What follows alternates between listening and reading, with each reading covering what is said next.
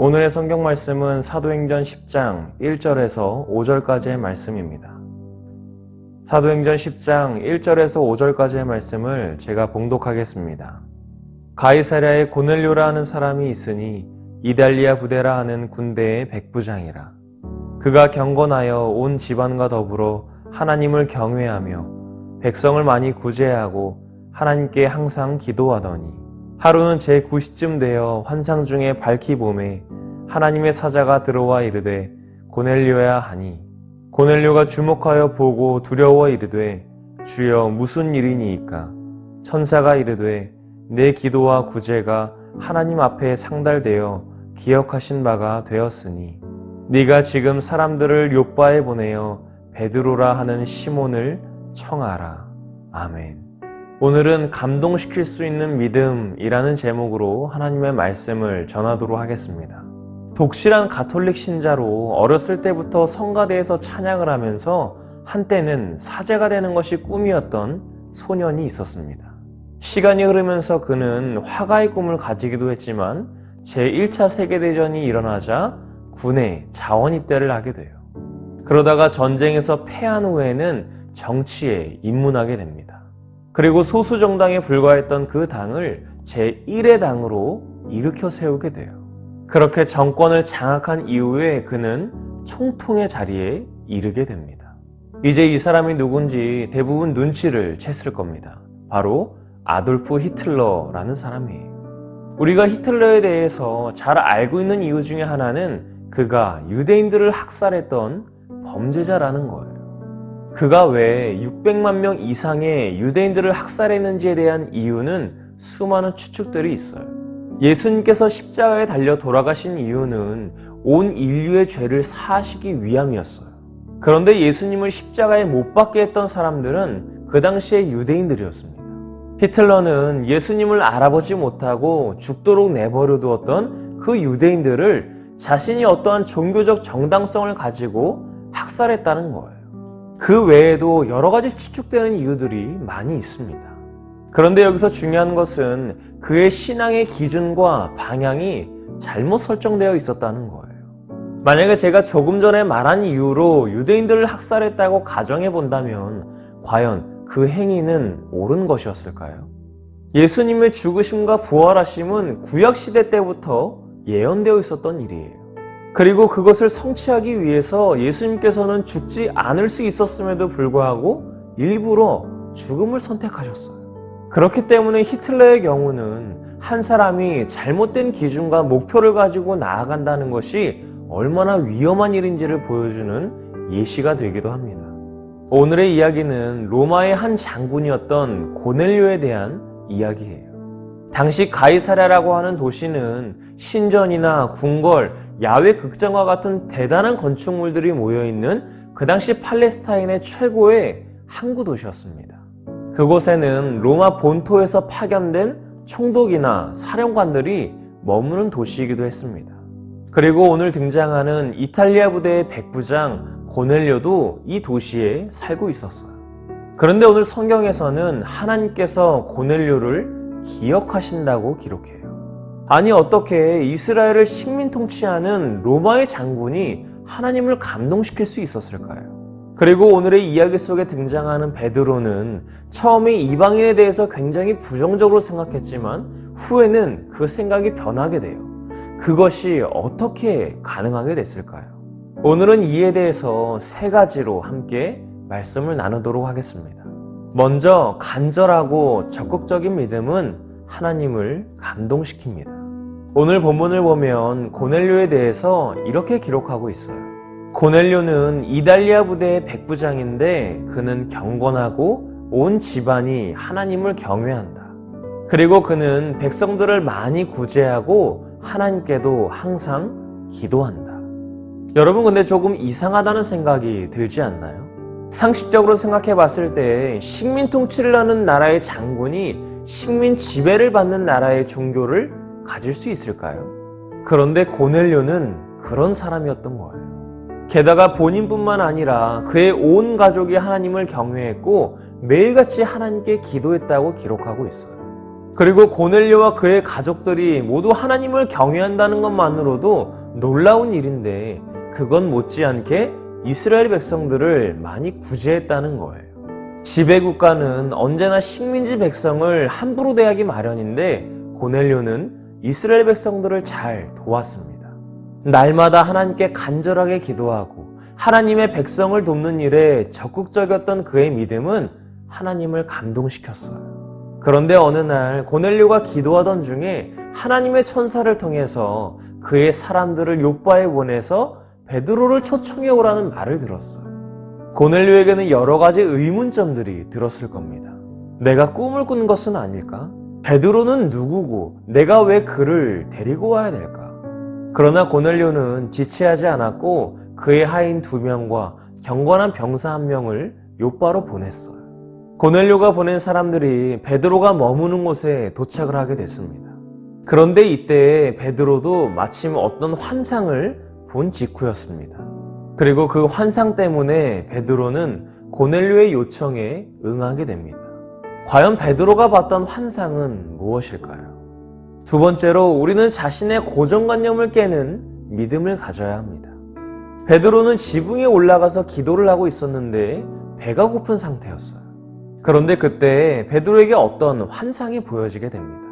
하늘이 열리고 한 그릇이 내려오는데 거기에는 각종 4발을 가진 짐승들과 땅에 기는 것들, 그리고 공중에 나는 것들이 들어있었어요. 그리고 베드로를 향해서 어떤 소리가 들렸는데 그 짐승들을 잡아먹으라는 거였어요. 베드로는 그 짐승들이 유대인의 전통에 따라 부정한 짐승들로 분류되기 때문에 먹을 수 없다고 말합니다. 그러자 2번째 소리가 들려요. 하나님께서 깨끗하다고 하신 것을 네가 부정하다고 하지 마라. 이런 일이 3번이나 있은 후에 그 그릇이 다시 하늘로 올라가게 돼요. 베드로는 처음에 이 환상이 무엇을 의미하는지 잘 몰랐어요. 그런데 그때 마침 고넬료가 보낸 사람들이 도착했고 베드로를 찾고 있는 거였어요. 베드로는 성령님의 음성을 듣게 됩니다. 2 사람이 너를 찾고 있다. 의심하지 말고 내려가서 그들과 함께 가라. 내가 그들을 너에게로 보낸 것이다. 당시의 유대인들은 이방인들을 무시하는 경향이 있다고 제가 말했습니다. 로마의 통치하에 있었음에도 불구하고 그들을 부정한 사람들이라고 생각했어요. 만약에 고넬료의 사람들이 조금만 더 일찍 왔다면 베드로는 문을 열어주지 않았을 거예요. 그런데 보자기 환상의 의미가 이방인의 초대에 응하라는 하나님의 뜻이라는 것을 깨달은 베드로는 그들과 함께 길을 떠나게 돼요. 우리도 때로는 내 생각이 옳다고 여겨지는 부분에서 양보하지 못하는 경우가 있어요. 그것이 신앙적인 것이 되었든 정치적인 것이 되었든 생활적인 면이 되었든 말이에요. 내가 경험해보지 않았기 때문에 익숙하지 않고 해보지 않은 방법이기 때문에 두려워요. 그리고 새로운 것을 받아들이는 것이 어렵기 때문입니다. 그런데 때로는 그것이 내 고정관념에 사로잡혀 있는 것은 아닌지를 점검해 봐야 합니다. 고정관념에 사로잡히게 되면 올바른 판단을 하지 못하게 되는 경우가 있기 때문이에요. 베드로가 그랬습니다. 유대인들만이 하나님께서 선택하신 민족이라는 고정관념이 있었기 때문에 예수님께서 이 땅에 오신 목적이 이방인들에게도 있었다는 사실을 인정하고 싶지 않았던 거예요. 땅끝까지 이르러서 예수님의 증인이 되겠다고 말은 했지만 속으로는 마음에 벽을 세워두고 이방인들을 판단했을지도 몰라요. 그래서 하나님께서는 보자기 환상을 통해서 베드로가 이방인들에 대해서 다른 시각을 가지길 원하셨어요. 베드로가 생각했을 때 이방인들은 부정한 짐승과 같은 사람들이었지만 하나님께서는 그들을 사랑하시고 또 깨끗하게 하셨기 때문에 베드로가 이방인들을 판단할 수 없도록 하신 거예요. 마지막으로 믿음의 기준과 방향이 예수님을 향해야 합니다. 고넬료의 사람들을 따라간 베드로가 고넬료의 집에 도착했어요. 고넬료는 가족들과 친척들 그리고 가까운 친구들을 불러 모아서 기다리고 있었어요. 그리고 베드로가 집에 들어올 때에 그에게 엎드려서 절을 하게 됩니다. 베드로는 자신도 사람이라면서 그 고넬료를 일으켰어요. 그리고 사람들이 모여있는 것을 보고 이렇게 말합니다. 원래 유대인들과 이방인들이 교제하는 것이 위법이라는 것을 당신들도 알고 있을 겁니다. 그러나 하나님께서 내게 지시하신 것이 있는데 그 누구도 부정하다거나 깨끗하지 않다고 여기지 말라는 것입니다. 그래서 내가 당신들의 부름에 거절하지 않고 달려왔습니다. 여러분은 나를 무슨 일로 불렀습니까? 고넬료는 그동안 자신에게 일어났던 모든 일들을 말했어요. 그리고 하나님께서 베드로를 통해 자신들에게 할 모든 말들을 듣겠다고 말합니다. 그리고 베드로는 예수 그리스도의 복음을 선포했어요. 그러자 그 말씀을 들은 모든 이방인들에게 성령님이 임하게 돼요. 이방인 최초로 성령을 받은 사건이 일어나게 된 거예요. 베드로와 함께 온 사람들도 모두 놀랐고 고넬료의 사람들도 방언을 하면서 하나님을 높였어요. 그리고 베드로는 이 사람들이 우리들과 같은 성령을 받았다고 말했고 그들에게 예수 그리스도의 이름으로 세례를 베풀었습니다. 그렇게 그들은 이제 무늬만 그리스도인이 아닌 진짜 그리스도인이 된 거예요. 사랑하는 청소년부 여러분, 고넬료가 하나님에 대한 신앙을 처음 가졌을 때에는 몇 번 기도하고 끝나는 그런 믿음이 아니라 적극적이고 자발적인 믿음을 가지려고 노력했습니다. 그리고 정기적으로 하나님께 기도했어요. 그럼에도 그의 신앙은 불완전했습니다. 그의 믿음은 자발적이고 적극적이었지만 기준이 없었어요. 간절하고 감동적이었지만 방향이 없었어요. 그동안 회당에서 예배를 드리면서 하나님이 어떤 분인지, 예수님이 어떤 분인지를 듣기는 했으나 그 진리를 깨닫지는 못했을 거예요. 그가 믿는 방향에 따라 언제든지 바뀔 수 있었고 변질되기 쉬웠습니다. 베드로의 믿음은 하나님을 향한 방향은 잡았지만 유대인과 이방인을 나누는 자신만의 기준이 있었어요.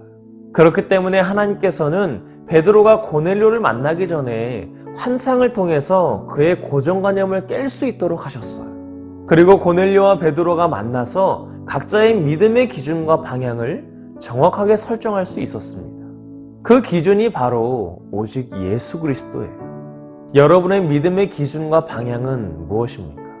기준과 방향이 예수님이기는 한데 조건을 달고 있는 것은 아닌가요? 내가 원하는 기도의 제목을 잘 이루어주시면 예수님 믿겠다고 하고 그렇지 않으면 예수님 믿지 않겠다고 으름장을 내놓는 것은 아닌가요?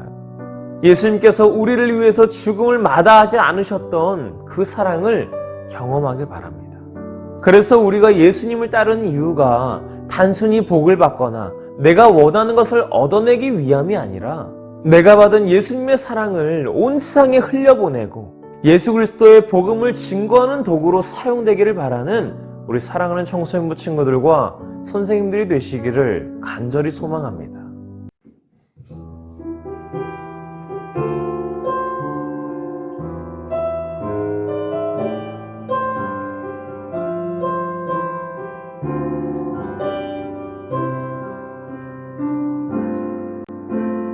무한 시절 지날 때 깊은 한숨 내쉴 때 그런 풍경 보시며 단식한 분이네. 고와 같이 너희를 버려두지 않으리.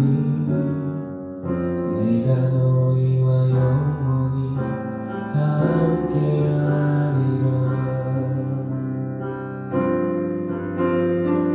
성령이 오셨네. 성령이 오셨네.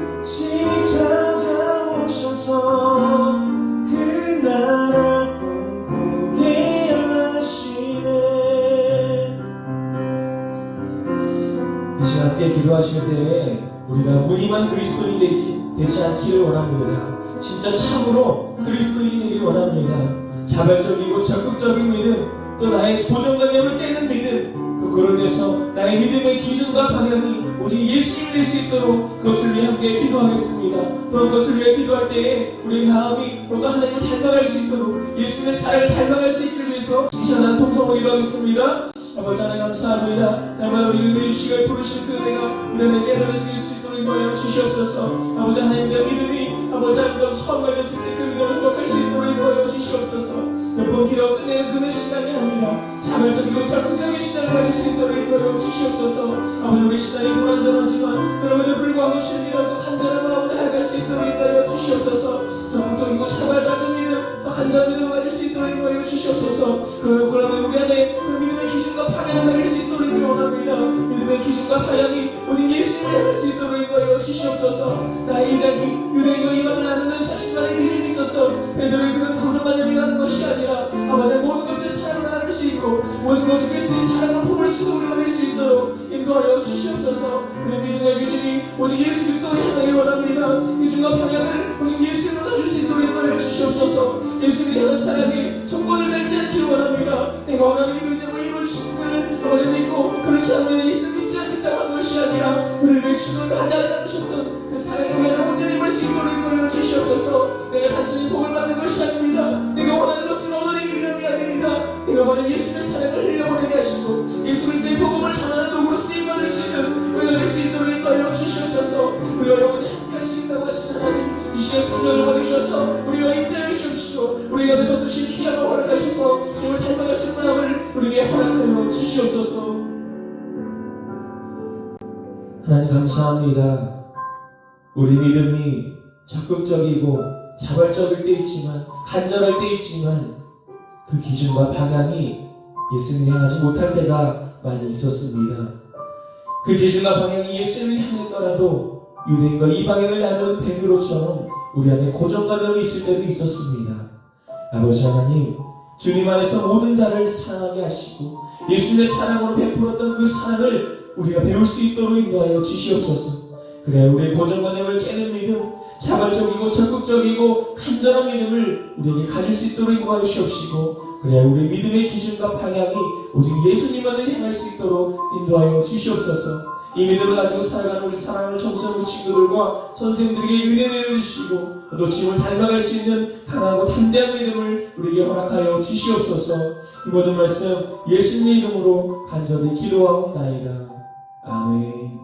하늘에 계신 우리 아버지여, 이름이 거룩히 여김을 받으시오며 나라가 임하시오며 뜻이 하늘에서 이루어진 것 같이 땅에서도 이루어지이다.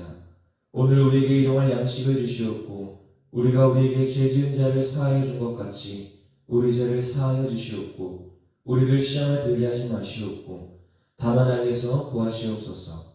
나라와 권세와 영광이 아버지께 영원히 있사옵나이다.